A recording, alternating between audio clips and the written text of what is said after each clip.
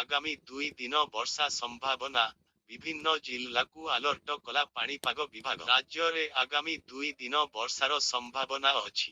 17 ତାରିଖରେ ଝାରସୁଗୁଡ଼ା, କେନ୍ଦୁଝର, ମୟୂରଭଞ୍ଜ ଏବଂ ସୁନ୍ଦରଗଡ଼ରେ ବର୍ଷା ହେବାର ସମ୍ଭାବନା ରହିଛି।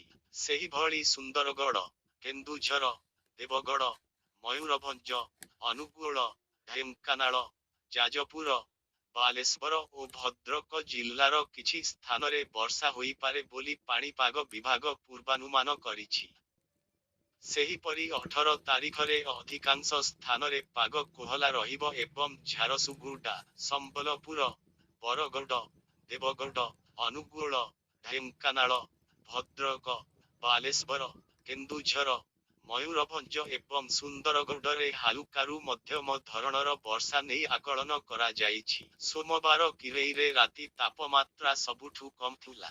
ଏଠାରେ 7 ଡିଗ୍ରୀ ତାପମାତ୍ରା ରେକର୍ଡ ହୋଇଛି। ସୁନ୍ଦରଗଡ଼ରେ 8.5, ଉଦୟଗିରିରେ 8.6, ରାଉରକେଲାରେ 8.9, କୋରାପୁଟରେ 9, ଫୁଲବାଣୀରେ 10.5, ଶିମିଳିଗୁଡ଼ାରେ 10.7, କେନ୍ଦୁଝରରେ 11.4, ଦାରିଙ୍ଗିବାଡ଼ିରେ 11.5, ବାରିପଦାରେ 12.4 ଡିଗ୍ରୀ ତାପମାତ୍ରା ରେକର୍ଡ ହୋଇଛି। ଆସନ୍ତା 4 ଦିନ ଯାଏ ରାଜ୍ୟର ତାପମାତ୍ରାରେ କୌଣସି ପରିବର୍ତ୍ତନ ସମ୍ଭାବନା ନାହିଁ ବୋଲି ପାଣିପାଗ ବିଭାଗ ପୂର୍ବାନୁମାନ କରିଛି। ଆଞ୍ଚଳିକ ପାଣିପାଗ ବିଜ୍ଞାନ କେନ୍ଦ୍ରର ବୈଜ୍ଞାନିକ ସଞ୍ଜୀବ ଦ୍ୱିବେଦୀ ପୂର୍ବାନୁମାନ କରି କହିଛନ୍ତି, ପଶ୍ଚିମା ବାୟୁ ପ୍ରବାହ ଯୋଗୁଁ 2 ଦିନ କିଛି ସ୍ଥାନରେ ହାଲୁକାରୁ ମଧ୍ୟମ ଧରଣର ବର୍ଷା ହୋଇପାରେ। ତେବେ ସୋମବାରଠାରୁ ଉପକୂଳରେ ଶୀତର ପ୍ରଭାବ ସାମାନ୍ୟ କମିଛି।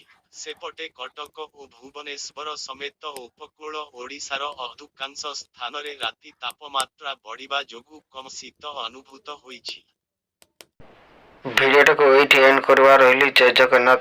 ବାଇ ବାଇ। ପୁଣି ଦେଖା ହେବ ଆସନ୍ତାକାଲି ଅପଡେଟ୍ ନ୍ୟୁଜ୍ ନେଇକିନା ଆସିବି।